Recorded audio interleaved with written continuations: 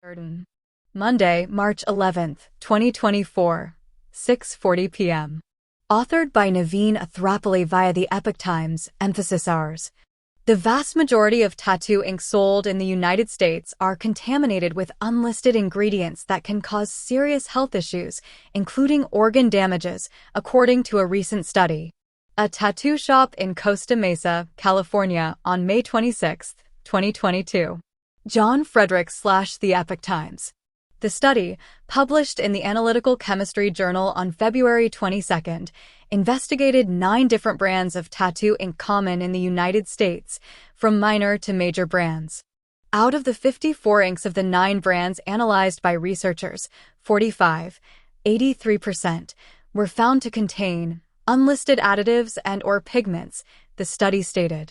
Major, unlisted adulterants include polyethylene glycol, propylene glycol, and higher alkanes. Many of the adulterants pose possible allergic or other health risks. Over half of the inks contained unlisted polyethylene glycol, which causes organ damages following repeated exposure. 15 inks contained propylene glycol, a potential allergen. Some contained a compound called 2-phenoxyethanol that posed health risks to nursing infants, while other inks were contaminated with an antibiotic used to treat urinary tract infections. Taken together, the results from the study highlight the potential for a significant issue around inaccurate tattoo ink labeling in the United States, the study stated. The research was unable to identify whether unlisted ingredients were added unintentionally or whether the manufacturer was provided with contaminated materials. It is also unknown whether the manufacturer incorrectly labeled the inks. Risks associated with tattooing usually focus on skin cancer and reaction to the pigments. However, ink additives can be dangerous as well, including having negative impacts beyond the skin. If a person with a tattoo starts experiencing reactions, unlisted ingredients can make it challenging to ascertain what reaction is happening and why it is occurring. We're hoping the manufacturers take this as an opportunity to reevaluate their processes and that artists and clients take this as an opportunity to push for better labeling and manufacturing, said John Swierk, an assistant professor of chemistry at Binghamton University who is also an author of the study. Tattoo ink regulation. It was only recently that regulation on tattoo ink was introduced in the United States. In late 2022, Congress passed the Modernization of Cosmetics Regulation Act, MOCRA, allowing the U.S. Food and Drug Administration, FDA, to regulate tattoo inks for the first time, including regulating labeling practices. Before the act was passed, tattoo inks were considered to be cosmetic and not subject to regulations. The FDA is still figuring out what that is going to look like, and we think this study will influence the discussions around MOCRA, Mr. Swierk stated. This is also the first study to explicitly look at ink sold in the United States and is probably the most comprehensive because it looks at the pigments, which nominally stay in the skin, and the carrier package, which is what the pigment is suspended in. The study only focused on substances present in quantities of 2,000 parts per million, ppm, or more, which are usually considered to be high concentrations. However, in Europe, even substances in the range of just 2 ppm are considered by authorities when assessing risks.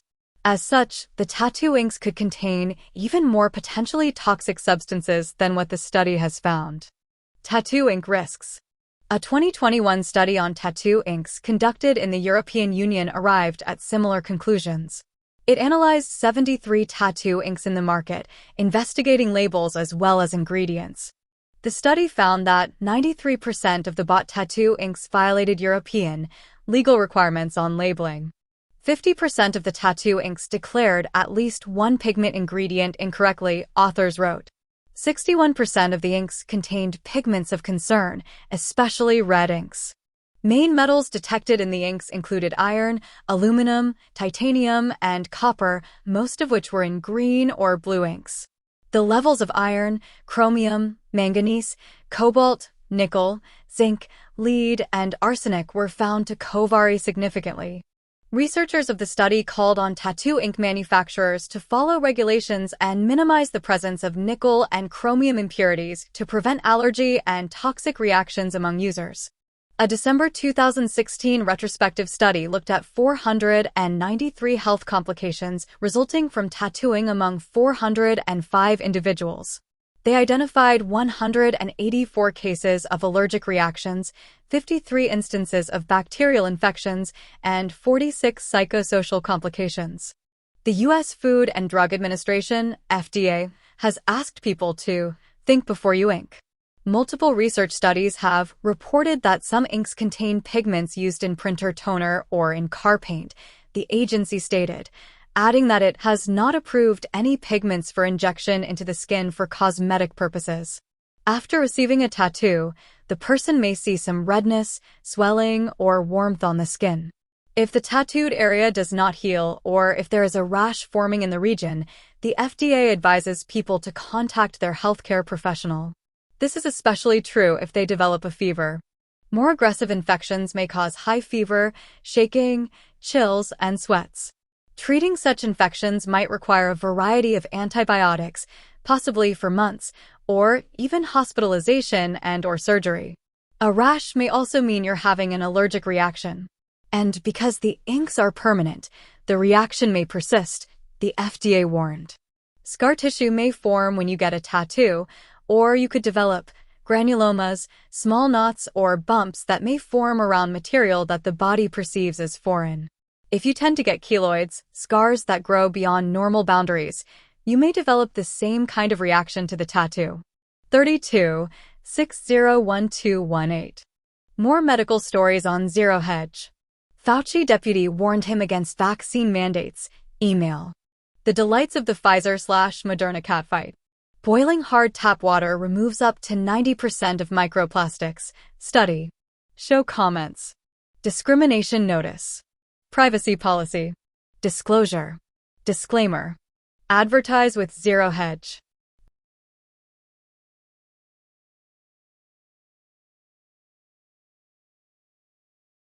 Boiling hard tap water removes up to 90% of microplastics. Study. By Tyler Durden. Friday, March 8, 2024, 7:20 p.m. Authored by Amy Dank via the Epoch Times, emphasis hours. Boiling tap water is good for more than just killing certain harmful pathogens. It can also destroy contaminants such as microplastics and chemicals, making drinking water safer to drink. Jen Siegel. A new research letter published in Environmental Science and Technology Letters indicates that boiling tap water for just 5 minutes could reduce the amount of microplastics by up to 90%. Researchers from Guangzhou Medical University and the Center for Environmental Microplastic Studies in China recommend boiling water in non-plastic electric kettles on gas stoves to remove impurities such as polystyrene,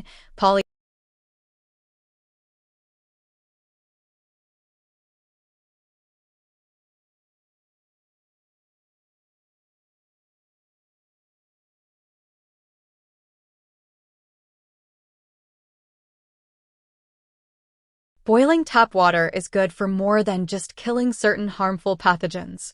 It can also destroy contaminants such as microplastics and chemicals, making drinking water safer to drink. Jen Siegel. A new research letter published in Environmental Science and Technology Letters indicates that boiling tap water for just 5 minutes could reduce the amount of microplastics by up to 90%. Researchers from Guangzhou Medical University and the Center for Environmental Microplastic Studies in China recommend boiling water in non-plastic electric kettles on gas stoves to remove impurities such as polystyrene, polyethylene, and polypropylene. According to the researchers, boiling water has been used since ancient times as a purification method in some Asian countries. This simple boiling water strategy can decontaminate nano and microplastics from household tap water and has the potential for harmlessly alleviating human intake of nano and microplastics through water consumption, they wrote. Harder water captures more microplastics. Water of a certain alkalinity and hardness typically produces encrustants, insoluble mineral remnants like calcium carbonate, upon boiling. For the study, the researchers hypothesized that calcium carbonate encounters nanoplastics as it crystallizes in hot water. The calcium carbonate then encapsulates the nanoplastics as it becomes the flaky crust you sometimes see at the bottom of your tea kettle. The study showed that boiling hard tap water containing 300 milligrams per liter mg/L1 of calcium carbonate reduced nano and microplastics by nearly 90%, while water containing 80 mg/L1 reduced particles by 84%. In soft water samples containing less than 60 mg/L1 of calcium carbonate, boiling still reduced plastics by over 25%. The problem with millions of tons of plastic. Because of our heavy reliance on plastic, nanoplastics and microplastics are common in groundwater and surface water around the globe. Microplastics are truly everywhere, having been detected as far south as Antarctica and north as the Arctic. These insidious particles have even been detected at the peak of Mt. Everest and down in the Mariana Trench. In fact, plastic comprises the largest portion of marine garbage. According to a 2020 study published in Science of the Total Environment, more than 8 million tons of plastic entered the ocean in 2017. That number represented over 33 times more plastic than the amount that had entered the ocean in 2015, indicating a disturbingly worsening problem. As plastic disintegrates, microscopic pieces are released into the environment. Microplastics are typically less than 5 millimeters in size, but can break down into even smaller pieces called nanoplastics. Nanoplastics are nearly impossible to see at 1 micrometer in size. The micro and nano pieces have been found in water, air, soil, food, and table salt, according to some studies. The health effects of nano and microplastics haven't been fully realized. Still, research has suggested that their accumulation in the human body can cause insulin resistance, liver metabolic disorder, DNA damage, organ dysfunction, immune response issues, neurotoxicity, and reproductive harm. While the research team only focused on 3 types of nanoparticles, the discovery is a boon for public health. The team estimated that people who boil their water take in 2 to 5 times less nanoplastics than those who do not. Drinking boiled water apparently is a viable long-term strategy for reducing global exposure to nano and microplastics, the research team wrote, adding that it is likely more effective than drinking bottled water, especially bottled in plastic. The average liter-sized bottle of water contains 240,000 pieces of nanoplastic, which is 10 to 100 times more particles than previously thought.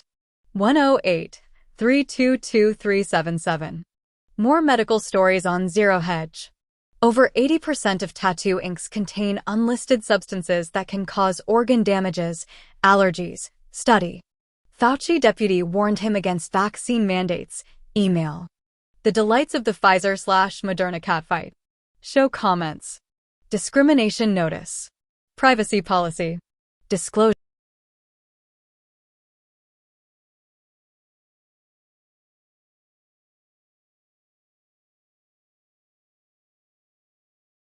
Fauci deputy warned him against vaccine mandates. Email. By Tyler Durden.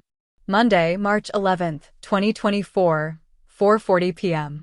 Authored by Zachary Stieber via the Epoch Times, emphasis ours.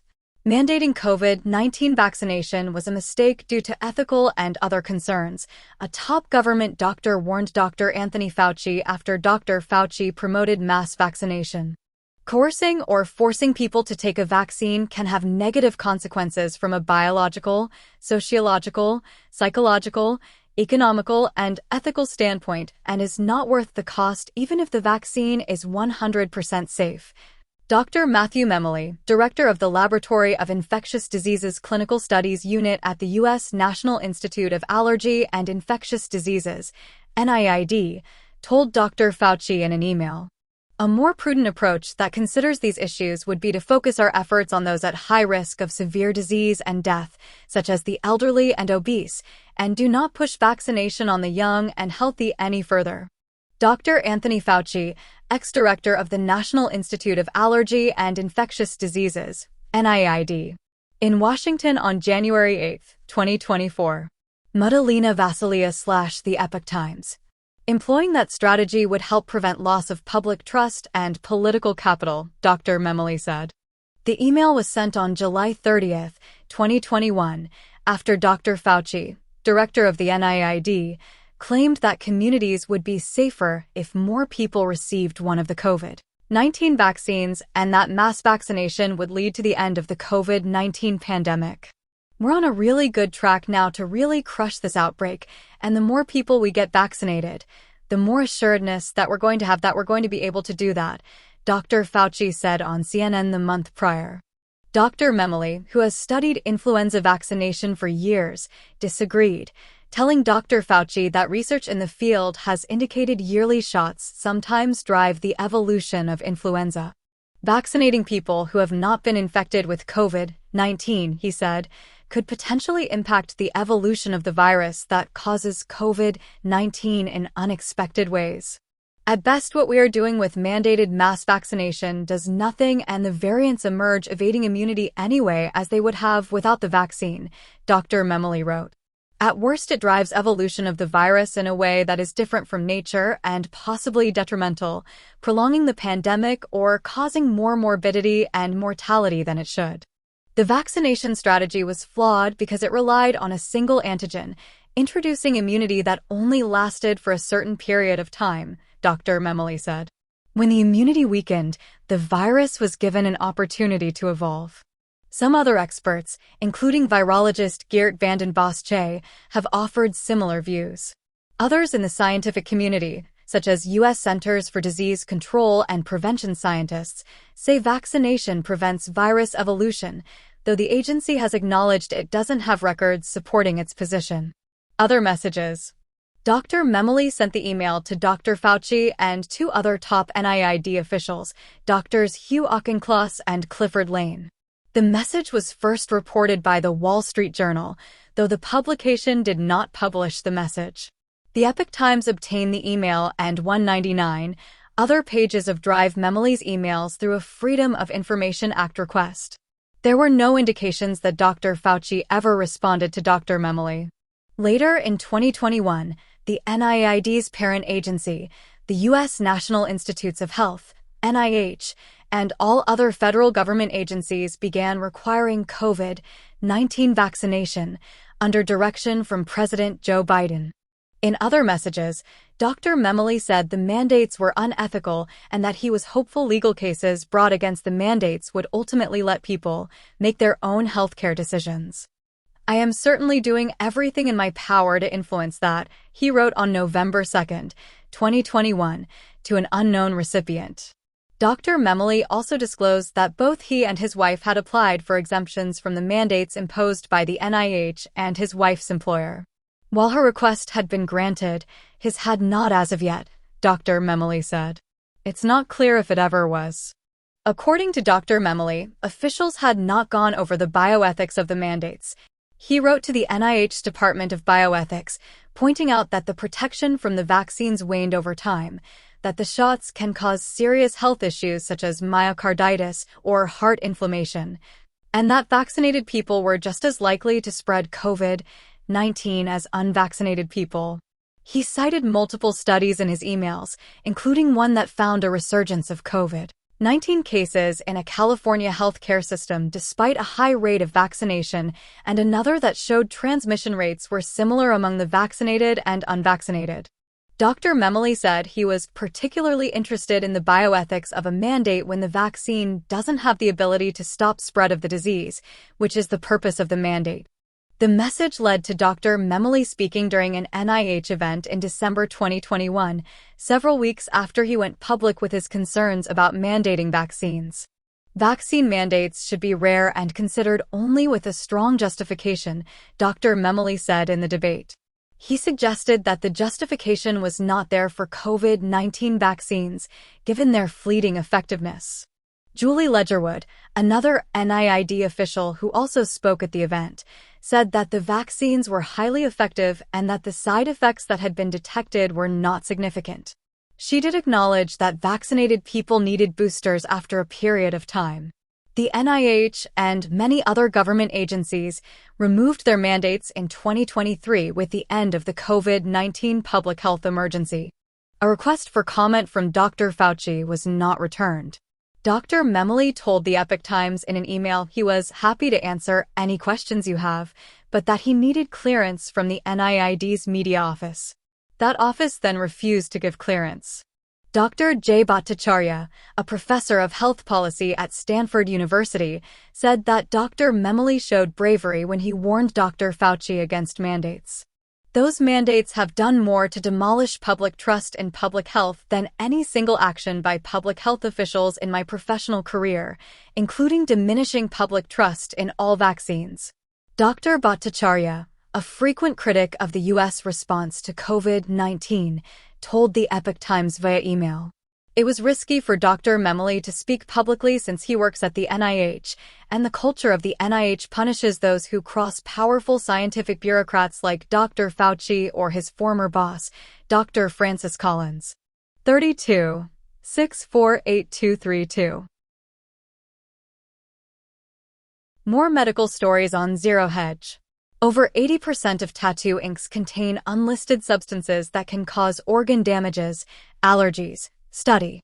Doctors, dictators, and the medical autocracy. Boiling hard tap water removes up to 90% of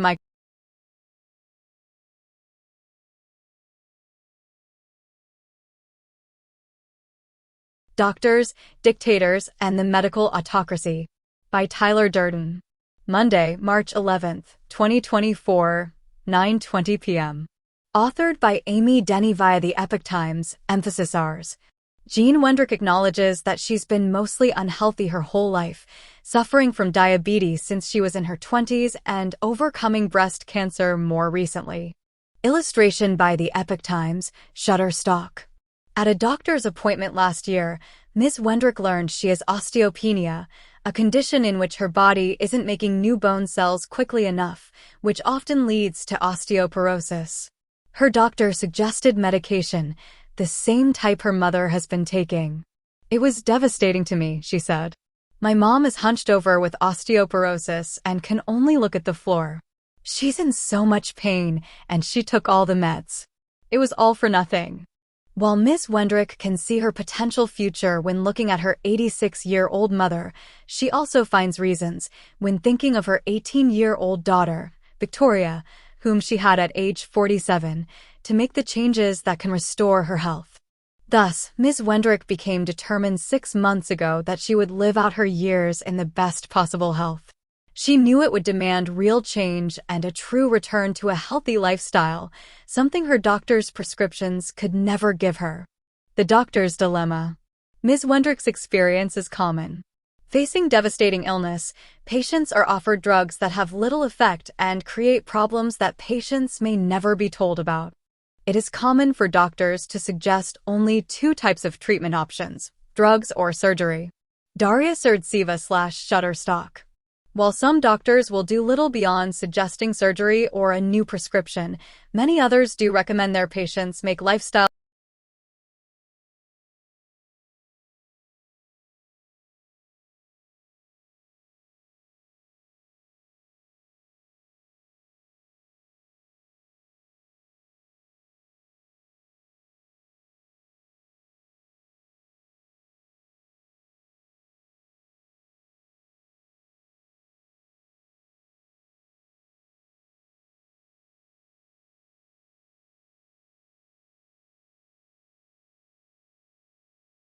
Some doctors will do little beyond suggesting surgery or a new prescription.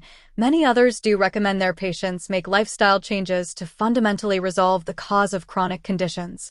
However, all too often, these recommendations come as brief commands to lose weight, exercise more, or eat better, and are often served with a sprinkle of judgment. Healthcare providers may then blame patients for their inability to follow such orders. A study in Finland echoes findings in other settings where physicians and nurses say patients with obesity, type 2 diabetes, high blood pressure, and who smoke just won't do what they are told. A majority of both physicians and nurses agreed that a major barrier to the treatment of lifestyle-related conditions is patients' unwillingness to change their habits, the study states. And all too often this is true. However, research also suggests doctors and nurses dispense such advice in ineffective ways. Giving orders in brief and hurried appointments is not an effective way to get patients to address long-standing habits, like eating certain foods, advised Dr. Ann Lindsay, a physician and clinical professor in medicine at Stanford, in an article in Stanford Medicine's Scope magazine. Everybody basically wants to lead a healthy life, Dr. Lindsay told Scope, but there are different beliefs and obstacles that contribute to ambivalence. Helping patients overcome those beliefs and navigate those obstacles simply isn't in the job description for many healthcare practitioners. Many doctors have hundreds of patients and spend too little time building a genuine connection with or an understanding of them. Peter Factors/Shutterstock. One part of the issue is a lack of time. Another part of the issue is that physicians simply don't know how to help patients or communicate these issues well. Many doctors have no meaningful relationship with the people whose lives depend on them. Physicians who learn how to communicate well are more than twice as effective in getting patients to make lifestyle changes, said Dr. Lindsay. One of the reasons for the rise of functional medicine is a desire from both patients and physicians to focus on the systemic lifestyle factors behind disease. A different approach to medicine. Making changes requires patients to take responsibility and healthcare practitioners to effectively support that change, say experts. Before I had excuses. I ate what I wanted when I wanted, and I was eating for emotions. I always had symptoms. I didn't do any exercise. It was awful, Ms. Wendrick recalled. Now, there is a reason for me to get up in the morning and finally take care of me. I know it takes discipline and determination to get results. Ms. Wendrick is on a mission to get her diabetes under control, lose weight, and strengthen her bones. She hired a new doctor to help her succeed, Dr. Scott Dowdy, a family doctor at UP Holistic Medicine in Michigan. Ms. Wendrick calls him the boss. She's lost 30 pounds so far and said she feels like she's in her 20s.